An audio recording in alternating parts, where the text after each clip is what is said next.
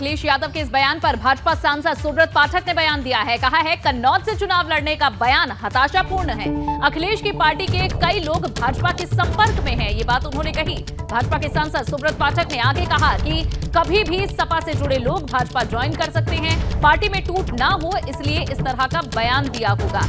अभी कह रहे हैं कन्नौज से लड़ेंगे, 2024 के बाद ईवीएम पर उठाएंगे सवाल। कन्नौज से चुनाव लड़ने का बयान इनका हताशापूर्ण इसलिए है कि चूंकि उनकी पार्टी के तमाम सारे लोग भारतीय जनता पार्टी के संपर्क में हैं, कभी भी भाजपा को ज्वाइन करेंगे तो उनकी पार्टी में टूट ना हो, तो हो सकता है इसलिए उन्होंने इस प्रकार का बयान दिया हो। लेकिन जो भी है उनका स्वागत है। और आज जब वो कह रहे हैं कि कन्नौज से लड़ेंगे, यही 24 के बाद कहेंगे कि ईवीएम हैक हो गई, भाजपा ने बेईमानी करा दी। एक्सक्लूसिव बातचीत से एबीपी गंगा से डिंपल यादव ने एक्सक्लूसिव बातचीत की है, जहां एबीपी गंगा पर डिंपल यादव बोली हैं, मेरी जीत नेताजी को सच्ची श्रद्धांजलि होगी। नेताजी के नाम पर चुनाव लड़ रहे हैं, भाजपा का बूथ मैनेजमेंट फेल हो जाएगा। डिंपल यादव ने मैनपुरी उपचुनाव में जीत का दावा किया है। मैनपुरी उपचुनाव के प्रचार में डिंपल यादव जुटी हैं और इसी बीच एबीपी गंगा से एक्सक्लूसिव बातचीत में डिंपल यादव ने दावा किया है कि भाजपा का बूथ मैनेजमेंट इस बार फेल हो जाएगा और मैनपुरी उपचुनाव समाजवादी पार्टी ही जीतने वाली है। जहां उन्होंने कहा है कि जो नेताजी ने कार्य किया है, इतने सालों तक मैनपुरी की जनता की सेवा की है, उसका समर्थन क्षेत्र में मिल रहा है। क्या लग रहा है, लड़ाई किस तरह से देख रही हैं? ये जो जनता में जो समर्थन मिल रहा है, मैं समझती हूँ वो नेताजी की वजह से मिल रहा है, क्योंकि नेताजी का ये क्षेत्र रहा है और नेताजी ने इतना काम किया है यहाँ पे समर्पित होके, तो उसी का स्नेह और उसी का सम्मान मुझे भी मिल रहा है। बीजेपी ने भी कहा जाए इस पूरे इलेक्शन को द्विपक्षीय कर दिया है। उनका कहना है कि नेताजी का दौर था, अब माहौल बदल गया है, बदलाव की बयार है, ऐसी बातें कर रहे हैं। तो क्या लग रहा है आपको कोई चुनौती मान रही है बीजेपी? मुझे लगता है पिछले 6 वर्षों में इस क्षेत्र में एक पैसे का भी काम नहीं हुआ है, कोई नई सड़कें नहीं बनी है और लोग समझ रहे हैं इस बात को। बीजेपी बूथ मैनेजमेंट पर फोकस कर रही है। उनका कहना है कि आप निर्भीक होकर वोट करिए, बूथ पर काम कर रही है। आपको लोगों को क्या लग रहा है, आपका बूथ मैनेजमेंट किस तरह का? बहुत इस बार सारे बूथ मैनेजमेंट बीजेपी के फेल होने वाले हैं। क्या लग रहा है मैम, चाचा भतीजा पूरा परिवार लगातार जुटा हुआ है? पूरा क्षेत्र लगा है, आप देख सकते हैं यहाँ का जितना लोग समर्थन कर रहे हैं, जितना लोग प्यार कर रहे हैं, जितना लोग उत्साहित है, तो मुझे लगता है कि पूरा क्षेत्र की जनता समर्थन कर रही है। चुनाव क्षेत्र की जनता समर्थन कर रही है। डिंपल यादव जो समाजवादी पार्टी प्रत्याशी हैं, वो कुसमरा कस्बे में पहुंची हुई हैं। तो आप देख सकते हैं कि किस तरीके से उन्होंने कहा है कि पूरी तरह से उनको समर्थन मिल रहा है। क्षेत्र नेताजी का है, 6 सालों से यहाँ कोई विकास नहीं हुआ है। तो कुल मिला के कहा जाए, जो भीड़ आप देख रहे हैं डिंपल यादव के साथ एक फोटो लेने के लिए किस तरह से लालायत दिख रही है, ये क्रेज़ है डिंपल यादव का। सैफई परिवार की बहू हैं। अब देखना यह है कि जब चुनावी नतीजे आते हैं तो जनता कसौटी पर किसको कसती है। मैनपुरी के कुसमरा से नितिन उपाध्याय, एबीपी गंगा। तो मैनपुरी में चुनाव प्रचार में जुटी हैं डिंपल यादव, तो वहीं अखिलेश यादव कन्नौज से लोकसभा चुनाव लड़ सकते हैं। ये बड़ी खबर, इशारों में आज कन्नौज से चुनाव लड़ने के संकेत दिए हैं अखिलेश यादव ने। चुनाव के समय घर बैठकर क्या करेंगे, अखिलेश यादव ने कहा। ये भी कहा कि जहां से लड़ा था पहला चुनाव, वहीं से लड़ूंगा। अखिलेश यादव ने ये बड़ा दावा किया है, इशारों में कन्नौज से लोकसभा का चुनाव लड़ने की बात कही है। 24 में भी तो चुनाव है। 24 में तो क्या आप खुद आएंगे? क्यों, क्या करेंगे खाली बैठ के घर पे? अरे हमारा काम ही चुनाव लड़ना है, तो चुनाव लड़ेंगे। यहाँ पे जहाँ पहला चुनाव लड़े वहाँ पे चुनाव लड़ेंगे। आप कन्नौज से लड़ेंगे भी? नहीं, वो तो चुनाव लड़ना ही लड़ना है, उसमें क्या रोकना है, इसमें क्या सवाल पूछना है। कन्नौज से लड़ेंगे भी? अरे वो तो अभी तय होगी पार्टी से। और इस बीच लखनऊ से एक बड़ी खबर आपको दे दें, आगामी निकाय चुनाव के लिए सपा ने नई रणनीति बनाई है। मेयर और पार्षद उम्मीदवारों को अपने सिंबल पर चुनाव लड़ाएगी समाजवादी पार्टी। नगर पालिका अध्यक्ष उम्मीदवार भी सपा सिंबल पर ही चुनाव लड़ेंगे। नगर पंचायत उम्मीदवारों को सिंबल देगी सपा। नगर पालिका सदस्य उम्मीदवार बिना सिंबल के ही सपा इन्हें सिंबल नहीं देगी और बिना सिंबल के चुनाव लड़ेंगे। साथ ही नगर पंचायत सदस्यों को भी सपा सिंबल नहीं दे रही है। तो ये नई रणनीति निकाय चुनाव के लिए समाजवादी पार्टी के सामने आई है। इस वक्त ये बड़ी खबर, आगामी निकाय चुनाव के लिए सपा की ये नई रणनीति, मेयर और पार्षद उम्मीदवारों को अपने सिंबल पर सपा चुनाव लड़ाएगी। निकाय चुनाव में पिछली बार Bharatiya Janata party town area और नगर पालिका में बुरी तरह पराजित हुई थी और विपक्ष के लोग ज़्यादा संख्या में जीते थे। ये चुनाव किन कारणों से आगे बढ़ाया जा रहा है, यही नहीं समझ में आ रहा है। अभी तक मतदाता आरक्षण नहीं हुआ है और यही नहीं क्लियर है कि कौन कहाँ किस कैटेगरी के लोग चुनाव लड़ पाएंगे। अभी तक ये निश्चित नहीं हो पाया है। आगे आने वाला जो चुनाव है इसमें निश्चित रूप से क्योंकि स्थानीय लोगों का चुनाव है और स्थानीय निकाय नगर निकाय के चुनाव में समाजवादी पार्टी अच्छी हासिल करेगी। एक सवाल यह है कि क्या सारे चुनाव आप सिंबल पर लड़ाएंगे या केवल मेयर और जो अध्यक्ष है नगर पालिका नगर पंचायत के वही आप सिंबल पर लड़ाएंगे? नहीं, टाउन एरिया के चेयरमैन, नगर पालिका के चेयरमैन, नगर निगम के मेयर और नगर निगम के पार्षद ये सिंबल पर होंगे और टाउन एरिया नगर पालिका के जो सदस्य हैं उनका सिंबल से नहीं। और इस बीच आरएलडी से जुड़ी एक बड़ी खबर आपको दे दें। आरएलडी ने मुजफ्फरनगर के जिला निर्वाचन अधिकारी को पत्र लिखा है। विक्रम सैनी का नाम वोटर लिस्ट से हटाने की मांग उन्होंने की है। विक्रम सिंह सैनी के प्रचार पर भी रोक लगाने की मांग आरएलडी ने की है। इस पत्र में पूर्व भाजपा विधायक विक्रम सैनी के सजा याफ्ता होने का हवाला दिया गया है। अविनाश हमारे संवाददाता ज्यादा जानकारी देंगे। अविनाश, यहाँ विक्रम सैनी पर भी उसी तरह की कार्रवाई आरएलडी चाहती है जैसी आजम खां पर हुई? जी बिल्कुल, अगर बात करें तो रालोद के मुजफ्फरनगर के जिलाध्यक्ष संदीप मलिक ने एक खत लिखा जिलाधिकारी को साफ तौर पर यह मांग की है जिस तरीके से विक्रम सैनी सजा याफ्ता हुए हैं और उनके खिलाफ इस तरीके से तमाम तरह अपराधों के तहत उनके पास जो उनकी सदस्यता गई है तो उनका भी नाम वोटर लिस्ट से हटाया जाए। और इसके साथ साथ ये भी कहा गया है कि वो सांप्रदायिक माहौल बिगाड़ सकते हैं, इसलिए पुनः उनकी जो है देखा जाए कि उस तरीके से माहौल न बिगाड़ने पर उनके ऊपर भी निगरानी की जाए। तो ये खत रालोद ने अपनी ओर से लिखा है साफ तौर पर, जैसे आजम खान के खिलाफ रामपुर में कार्रवाई हुई है कि उसका नाम वोटर लिस्ट से काटा गया है, उसी तरीके से मांग अगर बात करें तो रालोद ने अब मुजफ्फरनगर की खतौली सीट पर भी कर दी है जहाँ पे विक्रम सैनी का नाम काटने की मांग की गई है। बिल्कुल। और अविनाश, कैसे इसे देखें, आरएलडी जयंत चौधरी की ही वो चिट्ठी थी जिसकी वजह से विक्रम सिंह सैनी पर यह कार्रवाई हुई थी, उनकी विधाई की गई। इससे पहले उस पर संज्ञान नहीं लिया गया था, ये आरोप उन्होंने लगाया था। तो अब ये जो चिट्ठी लिखी है, क्या इसका भी एक नतीजा, एक परिणाम जल्द देखने को मिल सकता है जो मांग उठाई है? जी जाए तो बात है कि जिस तरीके से अगर बात करें तो जब आजम खान पर कार्रवाई हुई तो उसके बाद रालोद के राष्ट्रीय अध्यक्ष जयंत चौधरी ने खत लिख करके विक्रम सैनी पर कार्रवाई की मांग की थी, तो फिर इसके बाद विक्रम सैनी पर कार्रवाई हुई थी। अब उन्हीं की पार्टी की ओर से विक्रम सैनी पर एक बार पुनः उसी तरीके से कार्रवाई की मांग की गई जैसे आजम खान के खिलाफ की गई है। और अगर इस पर कार्रवाई नहीं की जाए तो जाहिर तौर पर लोग आगे का रुख करेंगे। तो अब देखना होगा कि मुजफ्फरनगर के जिलाधिकारी कब तक इस पर निर्णय लेते हैं, क्या वाकई में विक्रम सैनी की भी नाम वोटर लिस्ट से काटा जाता है या नहीं। ठीक है, शुक्रिया जानकारी के लिए अविनाश। बढ़ेंगे आगे। मैनपुरी लोकसभा उपचुनाव में सपा का बड़ा आरोप सामने आया है, जहां पुलिसकर्मियों पर भाजपा के पक्ष में प्रचार करने का आरोप लगाया है। सपा ने जिला निर्वाचन अधिकारी को एक चिट्ठी लिखी है, पुलिसकर्मियों को तुरंत हटाने की मांग की है।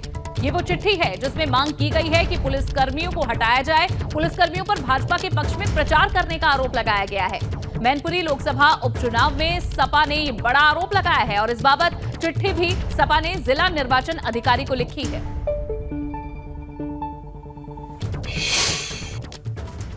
उधर मैनपुरी पहुंचे भाजपा के ब्रज क्षेत्र प्रभारी और प्रदेश महामंत्री अश्विनी त्यागी ने मैनपुरी उपचुनाव में भाजपा की जीत का दावा किया है। अश्विनी त्यागी का कहना है कि जनता ने भाजपा का कॉन्फिडेंस बढ़ा रखा है, इस बार यहां इतिहास रचने जा रहा है। वहीं सपा की पुलिसकर्मियों को हटाने की चिट्ठी को अश्विनी त्यागी ने हार की बौखलाहट करार दिया है। आजमगढ़ और रामपुर जैसी टफ सीटों को जीतने के बाद बीजेपी का जो कॉन्फिडेंस लेवल है वो बम बम बोल रहा है और यही वजह है कि बूथ सम्मेलन में तमाम पार्टी के नेता कह रहे हैं कि 1 लाख से जीतेंगे, 2 लाख से जीतेंगे। तो क्या वाकई में इतनी बड़ी जीत हो रही है या क्या इसके लिए क्या प्लानिंग चल रही है, बात करने के लिए ब्रज क्षेत्र प्रभारी प्रदेश महामंत्री अश्विनी त्यागी जी हैं। आप बताइए कॉन्फिडेंस लेवल क्या है, मोरल बूस्टअप है कार्यकर्ताओं का या वाकई में धरातल पर बदलाव नजर आ रहा है, क्योंकि मैनपुरी आपके लिए हमेशा मरुस्थल रहा है। ऐसा जो बात 2 लाख से जीतने की है ये कोरा नारेबाजी नहीं है, ये ज़मीनी हकीकत है। आज जो परिवर्तन की बयार मैनपुरी लोकसभा उपचुनाव में देखने को मिलती है, सभी वर्गों का मतदाता भारतीय जनता पार्टी के प्रत्याशी रघुराज सिंह साक्य और कमल के फूल पर वोट देने के लिए तैयार बैठा है। और वही स्थिति है कि जो मतदाताओं का रुझान है उसी के कारण आज चाहे अखिलेश यादव हो, चाहे डिम्पल यादव हो, चाहे रामगोपाल यादव, पूरा परिवार दर दर वोट मांगने के लिए मजबूर है। मैनपुरी में आप पन्ना प्रमुख से लेकर प्रदेश अध्यक्ष सबकी जिम्मेदारी सेट कर दी है आपने, और कहीं ना कहीं आप ऐसे चुनाव लड़ रहे हैं जैसे लोकसभा का आम चुनाव होता है। ऐसा भारतीय जनता पार्टी के लिए कोई भी चुनाव हो, वो भारतीय जनता पार्टी के लिए महत्वपूर्ण चुनाव होता है। और जो भाजपा की सरकारों ने, चाहे वो मोदी जी ने चाहे योगी जी ने जो जन कल्याण के काम किए हैं, यहाँ की जनता उन जन कल्याण के कामों से जुड़ना चाहती है। और जो एक परिवार जो राजनीति को अपनी जागीर मानता है, उस परिवार को यहाँ से पराजय का स्वाद चक्कर के भेजना चाहती है। मैनपुरी उपचुनाव में भाजपा ने अपने टॉप कमांडर्स को लगा रखा है। एटा से भाजपा सांसद राजवीर सिंह का कहना है कि भाजपा 2 लाख वोटों से जीतने वाली है। मैनपुरी में बदलाव की हवा बह रही है। सपा कैंप में साफ बौखलाहट दिखाई दे रही है।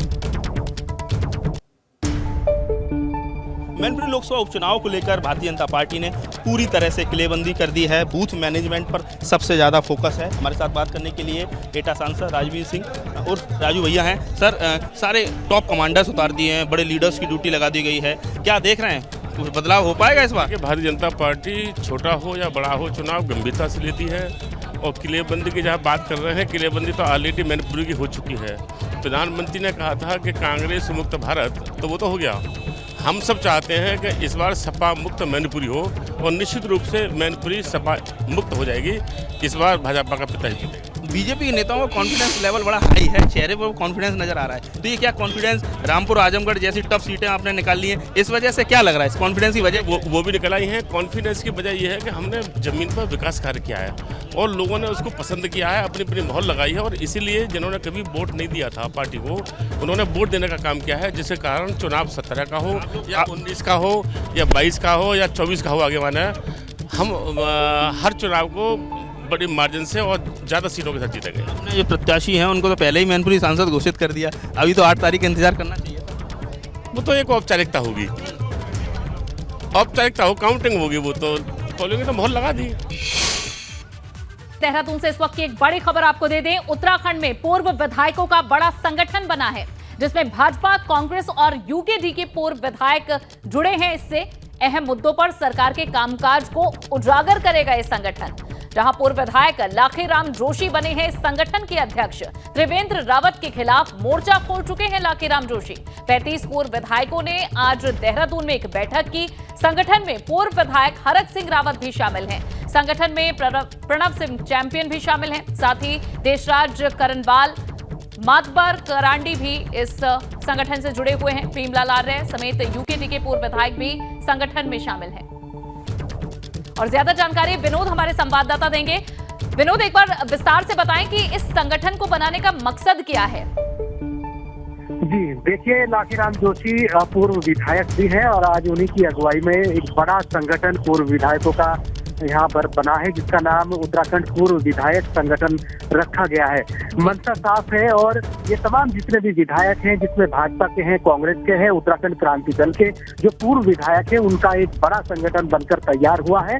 और साफ तौर पर तीसरे विकल्प के तौर पर भी इस संगठन को देखा जा रहा है। और अभी मंशा साफ तौर पर यही है कि आखिरकार जो राज्य सरकार के कामकाज है, जो सही तरीके से जो योजनाओं का क्रियान्वयन नहीं होता है, उनको उजागर करके सरकार का ध्यान उसकी तरफ ले जाए और जितने भी जनहित के मुद्दे हैं उन पर समय समय पर सरकार को उजागर करना है। इस तरीके की भी जानकारी मिल रही है। लेकिन एक बड़ा संगठन उत्तराखंड में पूर्व विधायकों का बनकर तैयार हो गया है और पूर्व विधायकों का यह संगठन जनता के बीच में तीसरा विकल्प बनकर जाने की इनकी मंशा है। आखिरकार एक लंबे अरसे से इस तरह की चीजें हो रही थी कि आखिरकार उत्तराखंड क्रांति दल के बाद में कोई ऐसा बड़ा संगठन बनेगा, लेकिन आज उत्तराखंड पूर्व विधायक संगठन उत्तराखंड में बनकर तैयार हो गया है। और महत्वपूर्ण बात ये भी है कि इसमें भाजपा के, कांग्रेस के और यूकेडी के जितने भी तमाम पूर्व विधायक हैं वो उसमें शामिल हुए थे।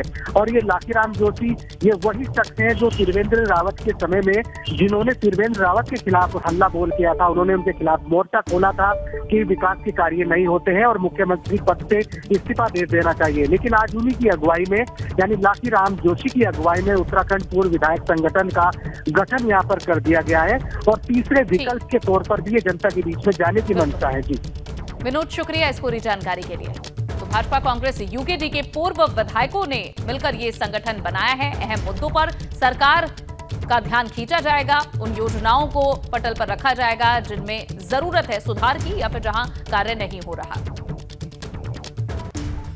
बढ़ेंगे आगे कुशीनगर से खबर, जहां अस्पताल परिसर में आग से हड़कंप मच गया। सीएचसी आवास के कमरे में आग लग गई। शॉर्ट सर्किट के चलते आग लगी। फायर ब्रिगेड ने आग पर काबू पा लिया है। नेबुआ चौरंगिया सीएचसी का ये मामला है, जहां ये एक्सक्लूसिव तस्वीरें भी इसकी आप देख रहे हैं। सीएचसी आवास के कमरे में आग लगने से धुआं उठने लगा। तुरंत फायर ब्रिगेड को इसकी सूचना दी गई। मौके पर पहुंची फायर ब्रिगेड की गाड़ियों ने फिलहाल आग पर काबू पा लिया है।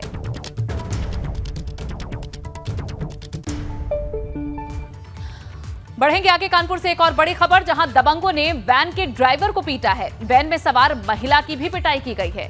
मारपीट करने के बाद यह दबंग फरार हो गया। महाराजपुर थाना क्षेत्र के पूर्वामेर की घटना है। कानपुर की ये तस्वीरें, जहां दबंगों ने वैन पर हमला बोल दिया। वैन में सवार महिला की पिटाई की गई है। वैन ड्राइवर को पीटा गया है और मौके से ये दबंग फरार हैं। फिलहाल पुलिस मामले की छानबीन कर रही है।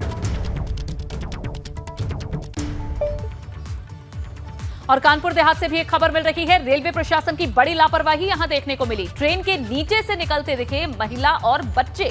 लापरवाही के चलते कभी भी कोई बड़ा हादसा हो सकता था। कानपुर देहात से कुछ तस्वीरें सामने आई हैं। आप देख सकते हैं किस तरह ट्रेन के नीचे से महिला और बच्चे निकल रहे हैं। लापरवाही के चलते कोई हादसा भी हो सकता था। ये एक्सक्लूसिव तस्वीरें, ट्रेन के नीचे से लोग किस तरह से ट्रेन की पटरियों को पार कर रहे हैं, ट्रेन के नीचे से निकलकर। ऐसे में यहां प्रशासन को सतर्क रहने की बेहद जरूरत है।